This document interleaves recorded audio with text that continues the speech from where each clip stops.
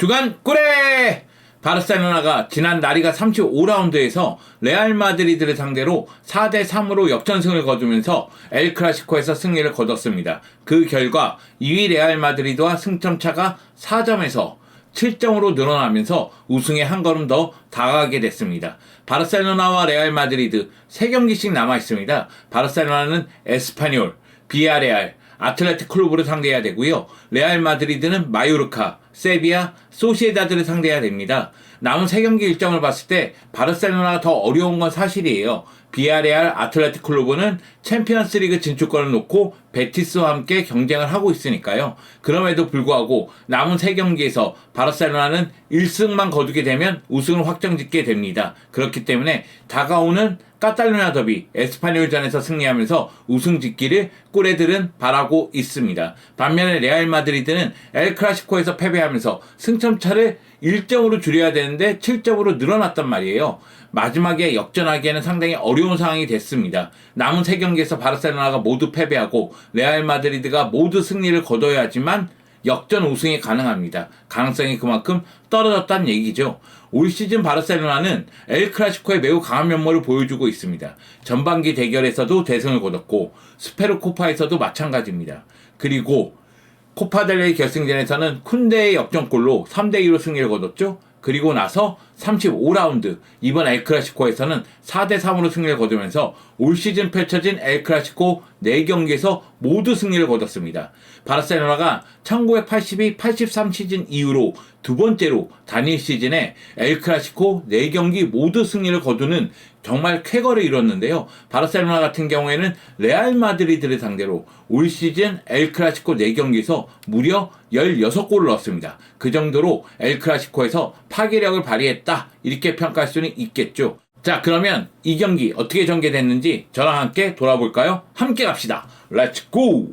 라리가 35라운드 엘 클라시코는 골들이 난무하는 경기였어요. 화력전이라고 해도 과언은 아니었죠. 전반 15분까지는 레알 마드리드의 분위기였습니다. 음바페가 PK 선제골을 넣었고 그리고 추가골을 넣었거든요. 특히 두 번째 골 비니시우스의 패스는 기가 막혔습니다. 그 가운데 음바페가 뒷공간으로 들어가면서 마무리 짓는 모습이 있었습니다. 하지만 경기는 지금부터 시작입니다. 바르셀로나의 역습이 시작됐거든요. 바르셀로나는 전반 19분 코너킥 상황에서 코너킥을 처리했는데 페란 토레스가 백헤딩을 했고 이것을 에릭 가르시아가 들어가면서 추격하는 골을 기록합니다. 그리고 페란 토레스가 전반 32분 오른쪽 측면에 있는 라민 야말에게 내주고 라민 야말이 왼발로 감아차면서 동점을 만들게 되죠. 여기서 멈추지 않았습니다. 페드리의 패스를 받은 하피냐가 역전골에 성공을 시켰죠. 그래서 3대2로 만들더니만 페란 토레스의 압박 그리고 패스를 통해서 하피냐가 또다시 골을 넣으면서 결국 전반전 4대2로 마감하게 됩니다. 후반전 양팀이 날카로운 공격력을 보여줬지만 골이 터지지 않다가 결국은 음바페가 추격하는 골을 비니시우스의 도움을 받아서 성공시키거든요. 그러면서 이 경기는 4대3이 됐고요. 더 이상 골이 나오지 않으면서 이 경기는 그대로 끝나게 됩니다. 정말 대단한 경기였죠. 골이 무려 7골이나 나왔으니까요. 음바페가 해트트릭 한 것도 놀랍지만은 바르셀로나 공격진이 다 제 역할을 했거든요. 에릭 가르시아 같은 경우에는 라이트백으로 선발 출전했는데 또다시 추격하는 골을 기록했어요. 인테르전에서도 추격하는 골을 기록하더니 이 경기에서도 추격하는 골을 기록했죠. 그리고 라민 야만의 골은 아름다웠습니다. 왼발로 감아차는 슈팅이 동점골로 연결됐고요. 하피냐, 물론 이 경기에서 득점 기회가 2골보다 더 많이 넣을 수 있을 정도로 많았어요. 그래서 해트트릭도 가능하겠다 이런 생각이 들 정도로 득점 기회를 맞이하긴 했습니다만 그럼에도 불구하고 득점 기회를 2골로 만든 것, 이것은 하피냐의 능력이 아닌가 생각을 합니다. 반면에 레알 마드리드는 수비 쪽에서의 문제가 너무 컸어요. 물론 바르셀로나도 수비 쪽에서 문제가 있었습니다. 쿠바르시가 볼 처리를 제대로 못했기 때문에 오프사이드에 위치해 있었던 음바페가 안쪽으로 들어가면서 슈체스니하고 충돌했고 온사이드 상황에서 결국은 PK를 얻어내는 상황이 됐단 말이에요. 그렇기 때문에 수비 쪽에서의 실수가 결국 실점으로 연결됐다고 봐도 무방합니다. 그리고 음바페의 세 번째 골 장면, 이니고가 방향 전환을 했어야 돼요. 거기 패스길이 없는데 억지로 밀어넣다가 볼을 빼앗기면서 역습에 의해서 실점하는 장면이 나왔었거든요. 이뿐만이 아닙니다.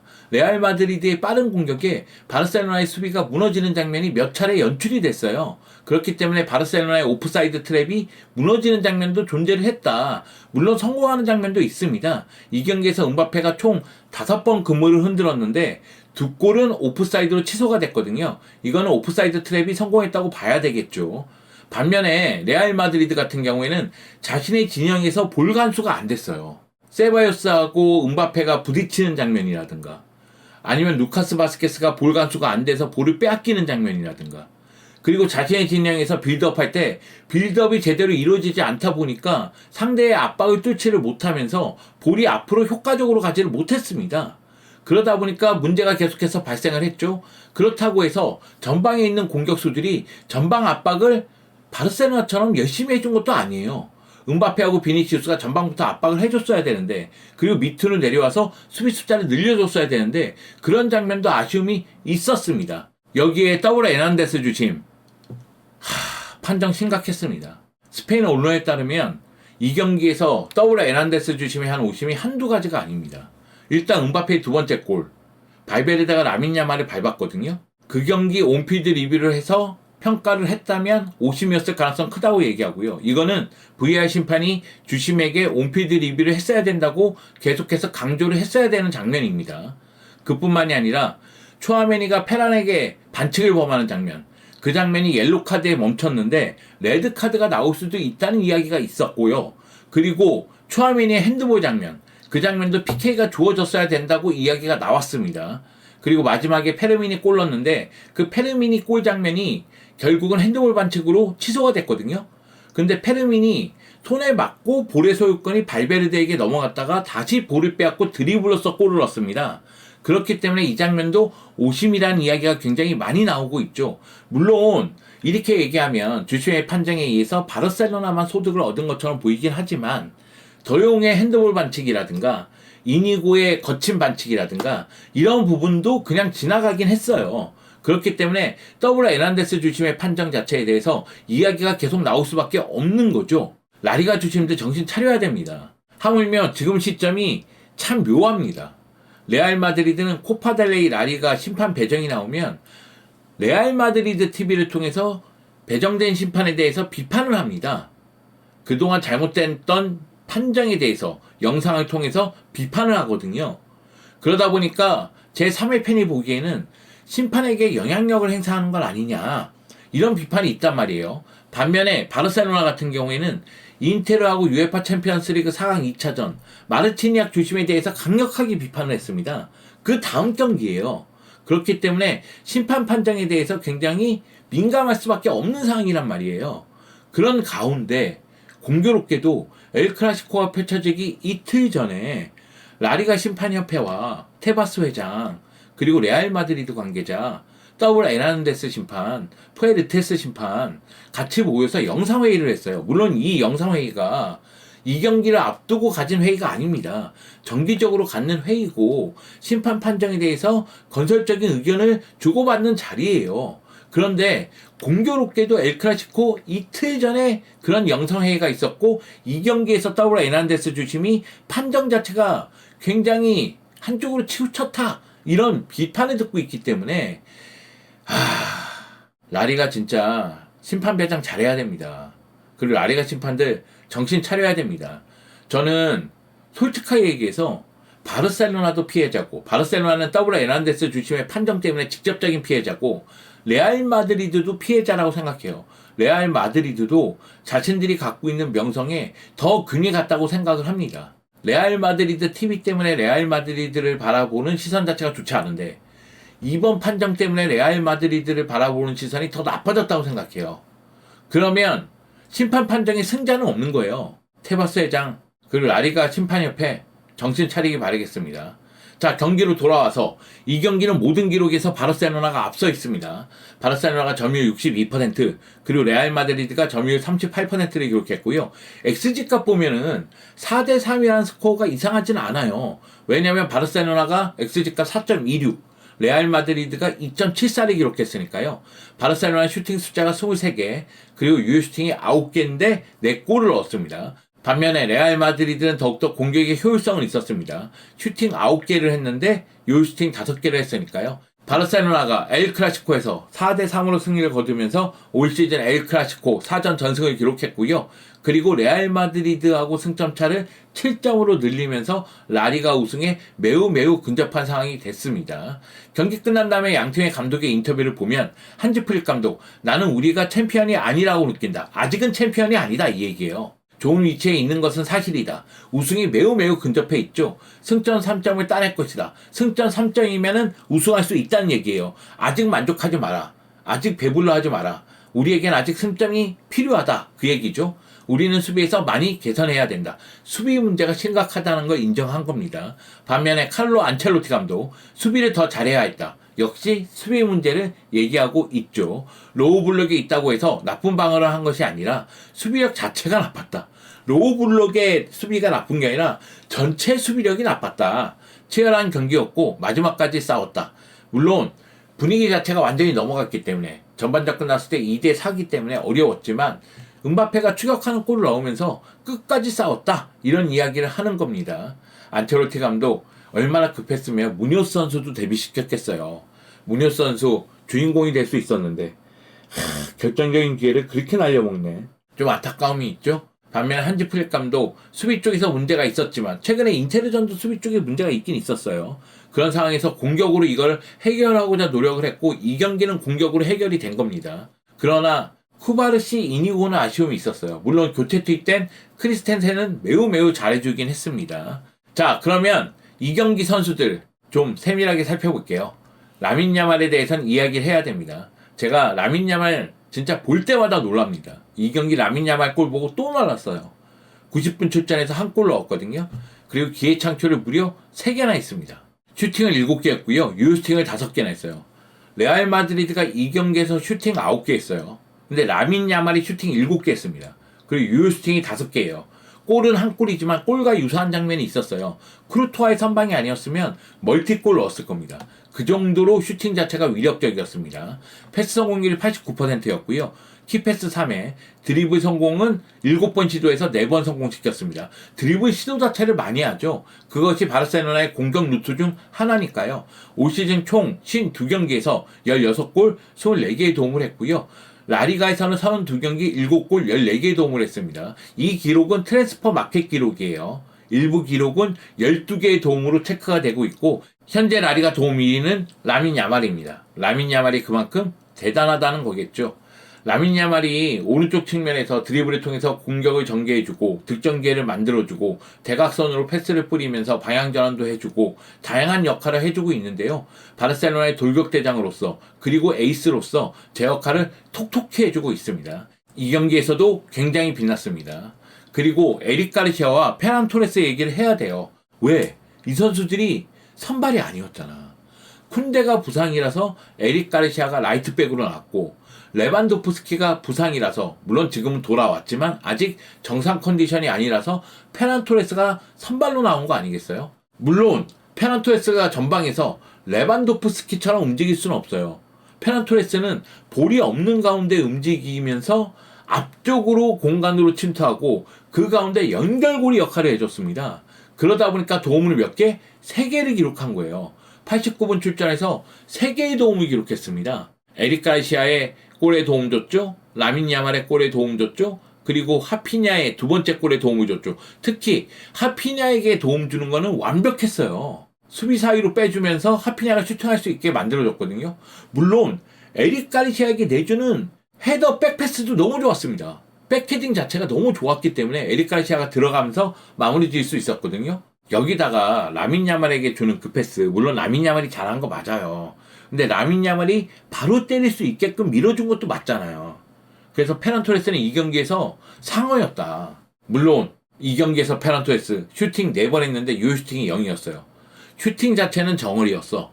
하지만 전방에서 많이 뛰고 연결해주면서 도움을 3개 기록했다. 도움 기록하는 모습은 상어였다. 아니 대상어였다. 이렇게 말씀드리고 싶습니다. 페란 토레스 칭찬해야 돼요.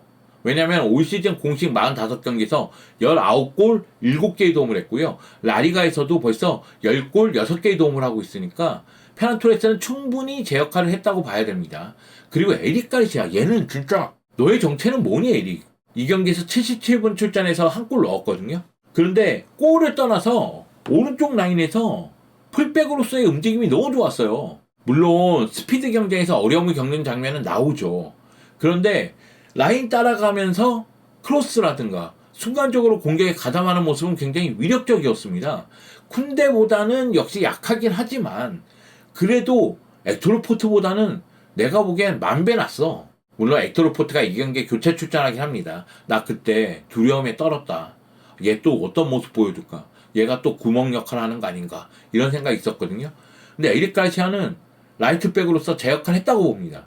솔직하게 얘기해서 에릭 가르시아 센터백, 수비형 미드필더, 라이트백 보고 있는데 센터백 빼고 다 잘하는 것 같아요. 그렇기 때문에 제가 물어보는 거예요. 얘는 뭐예요? 솔직히 저는 인테르하고 챔피언스리그 4강 2차전 보면서 아라우오를 정리해야 된다 이 생각을 가졌어요. 근데 그 전까지는 텐센하고 에릭을 정리해야 된다는 생각이 있었거든요. 근데 이 경기 텐센이 교체 출전해서 너무나 잘해줬잖아요. 그리고 에릭은 이렇게 다양한 면모를 보여주고 있으면 에릭은 보유하고 있어야 되는 거 아니야? 이런 생각이 들 수밖에 없잖아요. 나만 그런가? 내가 또 속는 거야? 그건 아니잖아. 지금 요나단 타하고 연결이 되고 있기 때문에 누군가는 정리를 해야 됩니다. 그래서 아라오를 정리할 가능성이 높아지지 않았을까? 이런 생각을 갖고 있습니다. 레알 마드리드에서는 킬리안 음바페를 얘기하죠. 킬리안 음바페가 이 경기에서 해트트릭을 기록했습니다. 킬리안 음바페는 슈팅 5개를 했고요. 유스팅 4개를 했습니다. 그리고 3골을 기록했죠. 슈팅 대비 적중률이 굉장히 높았다고 보면 됩니다. 패스 성공률은 89%, 키패스는 1회를 기록했습니다. 킬리안 음바페가 21세기 들어서 라리가 엘 클라시코 경기에서 해트트릭을 기록한 세 번째 선수라고 해요. 라리가에서입니다. 왜냐면은 스페르코파라든가 코파델레이나 이런 경기들에서는 레알 마드리드 선수들이 해트트릭 한 적이 있어요. 제가 기억하기로는 최근에 비니시우스도 해트트릭 하긴 했었거든요. 근데 라리가에서는 세 번째 선수래요. 21세기 들어서. 리오넬 메시가 2번 해트트릭 했고요. 루이스 수아레스가 1번 해트트릭 했다고 합니다. 레알 마드리드 선수로는 1995년 1월에 이반 사모라노가 해트트릭을 기록한 다음에 처음이라고 하더라고요. 그리고 올 시즌 음바페는 공식 경기 52경기에서 38골 4개의 도움을 기록했고요. 라리가에서는 31경기에서 27골 3개의 도움을 기록했는데 현재 득점 1위입니다. 27골. 여기에 올 시즌 공식 경기에서 38골 넣었다고 했잖아요. 이게 레알 마드리드 데뷔 시즌 최다골 기록이래요. 이전까지 기록은 92-93 시즌 이반 사모라노가 갖고 있는 45경기 37골이었는데 지금 38골을 넣었습니다. 여하튼 음바페가 득점력 하나만큼은 정말 대단하구나 이걸 느낄 수가 있었습니다. 자, 남은 3경기의 운명은 어떻게 될까요? 바르셀로나는 말씀드렸다시피 에스파뇰, 카탈루냐 더비, 비아레알, 아틀레틱 클루브전이 남아있고요. 레알 마드리드는 마요르카, 세비야, 소시에다드전이 남아있습니다. 말씀드렸다시피 레알 마드리드가 전승을 거두고 바르셀로나가 전패를 당해야지만 레알 마드리드의 역전 우승이 가능합니다. 그렇기 때문에 바르셀로나가 이 승점 7점 앞서 있는 건 매우 매우 중요하고요. 바르셀로나는 다음 경기 카탈루냐 더비에서 승리를 거두면서 바로 우승을 확정짓고자 노력할 것 같습니다. 왜냐하면은 비아레알전, 아틀레틱 클루브전이 어떻게 될지 몰라. 그러니까 그래도 순위가 낮은 에스파뇰을 상대로 승리하면서 우승을 확정짓고자 노력을 하겠죠. 하지만 피치치 경쟁은 알 수가 없어요. 레반도프스키가 부상해서 돌아오긴 했지만 이번 엘 클라시코에서는 휴식을 취했거든요. 현재 25골입니다. 레반도프스키가 에스파뇰전, 비아레알전, 아틀레틱 클루브전에서 얼마만큼 골을 넣을지 모르겠지만 이 2골의 격차를 극복할 거라고 장담하기는 어려워요. 그리고 음바페가 가만히 있진 않을 거 아니겠습니까? 음바페의 득점 감각은 지금 이 순간 매우 좋습니다. 제가 보기에는 남은 일정 마요르카, 세비야, 소시에다드전 충분히 골을 넣을 것 같거든요. 그러면 음바페가 30골에 도전하지 않을까. 여하튼 피치치 누가 될지 모르지만은 경쟁은 마지막 순간까지 이어진다. 이렇게 말씀드릴 수가 있겠습니다. 라리가가 거의 끝을 향해 가고 있어요. 이제 각 팀마다 3경기씩 남았습니다. 이 3경기 내에서 웃는 자가 있고 우는 자가 있겠죠.